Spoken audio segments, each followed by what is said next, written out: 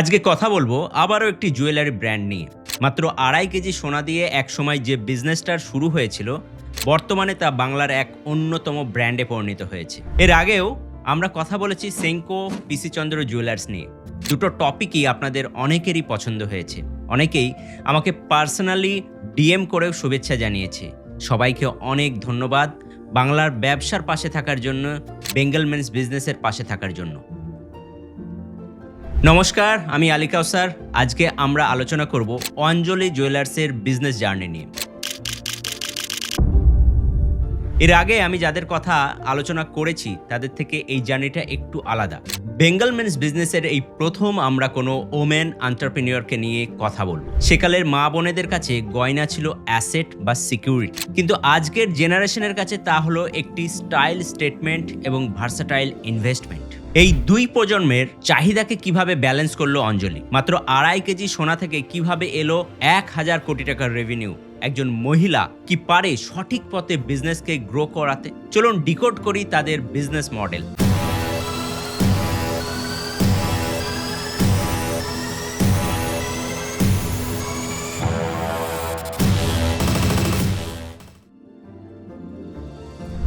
December 1992 দক্ষিণ কলকাতার গড়িয়াহাটের গোল পার্কে একটি ছোট্ট শোরুম থেকে শুরু হয় অঞ্জলি জুয়েলার্স। প্রতিষ্ঠাতা অনন্যা চৌধুরী মায়ের নামেই রাখেন দোকানের নাম। এই ব্যবসার শুরুর মূলধন বা আমরা যেটাকে বলি সিড ক্যাপিটাল, সেটা ছিল অনন্যা দেবীর বিয়ের সময় বাপের বাড়ি থেকে পাওয়া 2.5 কেজি সোনার গহনা। অনন্যা দেবীর ব্যবসায় আসার গল্পটা বেশি ইন্টারেস্টিং। তার বাবার ছিল সোনার দোকান। অনন্যা দেবীর মা অঞ্জলি দেবী চেয়েছিলেন মেয়ে বাবার দোকানে যাওয়া আসা করুক, কাজ শিখুক। অনন্যা দেবী খুব ভালো ছবি আঁকতেন, আর তাই তিনি শুরুর দিকে গয়নার ডিজাইন করা শুরু করেন। একাধিক বুলির শিকার হতে হয়েছিল তাকে। একটি মেয়ে এসে কারখানায় বসবে, তার কথা শুনে চলতে হবে, কাজ করতে হবে। এই সমস্ত বাধাকে এক পাশে সরিয়ে রেখে তিনি এগিয়ে নিয়ে গেছেন অঞ্জলিকে। ব্যবসার শুরুতে তাদের ছিল পারফেক্ট ডিভিশন অফ লেবার। বর্তমান সময়ে দাঁড়িয়ে বাংলার একজন সাকসেসফুল ওমেন এন্টারপ্রেনিয়রের নাম বলতে বললে আমরা নিঃসন্দেহে অনন্যা চৌধুরীর নামটা নিতেই পারি। ব্যবসার টার্নিং পয়েন্ট আসে যখন তাদের সেকেন্ড জেনারেশন অনর্ঘ্য চৌধুরীর ময়দানে নামেন। মাত্র 17 বছর বয়সে তিনি অনেক বড় বড় ডিল ফুলফিল করেছিল। 1999 সালে তার হাত ধরেই ব্র্যান্ডটি ডায়মন্ড জুয়েলারি সেগমেন্টে পা রাখে। অঞ্জলি জুয়েলার্সের সাফল্যের মূলে রয়েছে তাদের স্মার্ট এক্সপেনশন স্ট্র্যাটেজি। বর্তমানে তাদের 30টি শোরুম রয়েছে।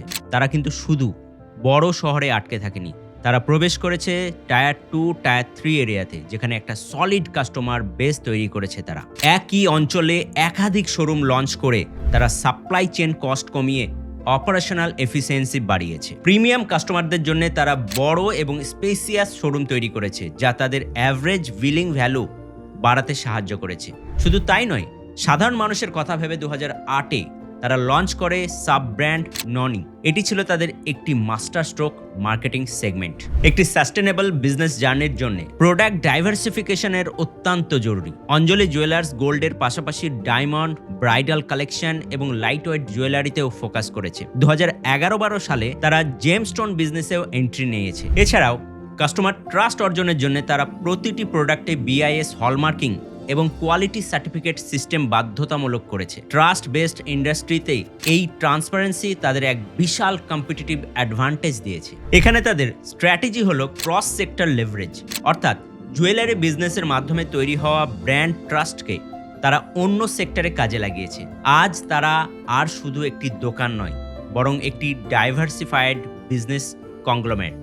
সাফল্যের এক গোল্ডেন রুল হলো সব ডিম এক ঝুড়িতে না রাখা। অঞ্জলি গ্রুপও তাদের রিস্ক ডিস্ট্রিবিউশন করার জন্য জুয়েলারি সেক্টরের বাইরেও পা রেখেছে। 2016 সালের নভেম্বরে কাঁচরাপাড়ায় তারা লঞ্চ করে অঞ্জলি মল। বর্তমানে কলকাতায় 3টে গেস্ট হাউস সাকসেসফুলি অপারেট করছে এবং আরও কয়েকটি প্ল্যানিং চলছে। বেহালায় তারা শুরু করেছে প্যাথোলজি সেন্টার, হেলথ চেক। আজ সেই ব্যবসা কোথায় দাঁড়িয়ে? বর্তমানে তারা বছরে প্রায় 1,500 কেজি সোনা প্রকিউরমেন্ট করে। গত 30 বছরে তাদের বিজনেস গ্রোথ হয়েছে অবিশ্বাস্য 600 গুণ। ফিনান্সিয়াল ইয়ার 2024-এর রিপোর্ট অনুযায়ী তাদের এস্টিমেটেড রেভিনিউ প্রায় 1000 কোটি টাকা। পশ্চিমবঙ্গে একাধিক নিজস্ব শোরুমের পর তারা এখন ইন্টারস্টেট এক্সপ্যানশনে নামছে। অঞ্জলি জুয়েলার্সের জার্নি থেকে আমরা 4টি বড় business lesson pi. Start small but think big. Capital যাই হোক, ভিশন গ্লোবাল হওয়া চাই। নাম্বার 2 ইজ প্রোডাক্ট অ্যাজিলিটি, কাস্টমারের ডিমান্ড বুঝে ডায়মন্ড বা অ্যাফোর্ডেবল সেগমেন্টে শিফট করা। Number 3 is quality control, franchise মডেলের চেয়ে নিজস্ব আউটলেটে ফোকাস করে ব্র্যান্ড ভ্যালু ধরে রাখা। And the last, digital readiness, আজকের ই কমার্স বা ডিজিটাল মার্কেটিংয়ের যুগে অমনি চ্যানেল অ্যাপ্রোচ রাখা। অঞ্জলি জুয়েলার্স কেবল একটি জুয়েলারি ব্র্যান্ড নয়, বরং আমরা এটাকে বলতে পারি এক বাঙালি মা ছেলের সাকসেসফুল এন্টারপ্রেনারশিপ জার্নি। অঞ্জলি জুয়েলার্স প্রমাণ করে যে ট্র্যাডিশন এবং মডার্নিটি এর পারফেক্ট ব্যালেন্স থাকলে যে কোনো ব্র্যান্ড গ্লোবাল স্কেলে পৌঁছাতে পারে। অঞ্জলি জুয়েলার্স প্রমাণ করে বাংলার মেয়েরাও ব্যবসায় পিছিয়ে নয়। মিডল ক্লাস ইন্ডিয়ান অডিয়েন্সের টেস্ট, কালচার এবং ট্র্যাডিশনকে অঞ্জলি জুয়েলার্স পারফেক্টলি ক্যাপচার করেছে। তাদের জার্নি আমাদের শেখায় সঠিক ভিশন এবং কাস্টমারের সাথে ইমোশনাল কানেকশন থাকলে ছোট্ট দোকানও একদিন 1000 কোটি টাকার এম্পায়ার তৈরি করতে পারে। তো এই ছিল আমাদের আজকের বিজনেস স্টোরি। আবার দেখা হবে অন্য একটি ভিডিওতে। নমস্কার, ভালো থাকবেন, ব্যবসায় থাকবেন।